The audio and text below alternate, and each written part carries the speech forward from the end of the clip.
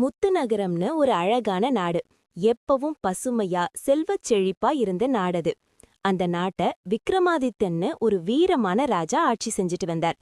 அவர் ரொம்ப நல்லவர், மக்களுக்கு எந்த கஷ்டமும் வராம பாத்துக்கிட்டார். ஆனா ஒரு நாள் அந்த நாட்டுக்கு பெரிய சோதனை வந்தது. திடீர்னு வானம் இருண்டு போச்சு. ஆனா மழை ஒரு துளி கூட வரல. ஆறுகள் குளங்கள் எல்லாம் ஒரே ராத்திரியில வறண்டு போச்சு. பயிர்கள் எல்லாம் கருகி போச்சு. மக்கள் தண்ணி இல்லாம தவிச்சாங்க. ராஜா விக்ரமாதித்தனுக்கு என்ன பண்றதுனே தெரியல. இது சாதாரண வறட்சி இல்லைன்னு அவருக்கு புரிஞ்சுது. இது ஏதோ ஒரு தீய சக்தியோட வேலைன்னு அவர் யோகிச்சார். அப்போதான் அவருக்கு ஒரு பழைய ஞாபகம் வந்தது. அந்த நாட்டின் எல்லையில ஒரு அடர்ந்த காட்டுக்கு நடுவுல ஒரு குகை இருந்தது. அங்க பல வருஷமா ஒரு வயதான மாயாஜால மந்திரவாதி வாழ்ந்துட்டு வந்தார். அவர் பேரு காலபைரவன். அவரை பார்க்க யாருமே பயத்துல போக மாட்டாங்க. ஆனா தம் மக்களை காப்பாத்த ராஜா ஒரு முடிவெடுத்தார். தனியாக குதிரையில ஏறி அந்த இருண்ட காட்டுக்குள்ள போனார். காடு ரொம்ப பயங்கரமா இருந்தது. விசித்திரமான சத்தங்கள் கேட்டது.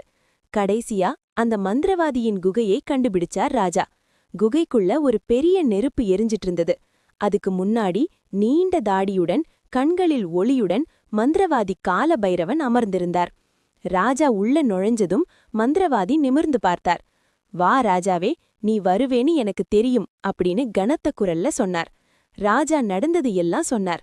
மந்திரவாதி ஒரு மாய கண்ணாடிய உருவாக்கினார். அதுல ஒரு பயங்கரமான நெருப்பு அரக்கன் தெரிஞ்சான். இவன்தான் காரணம். இவன் பேரு ஜ்வாலாசுரன். உன் நாட்டு மேல சாபம் கொடுத்திருக்கான்னு மந்திரவாதி சொன்னார். என் மக்களை காப்பாட்ட நான் என்ன செய்யணும்னு ராஜா கேட்டார்.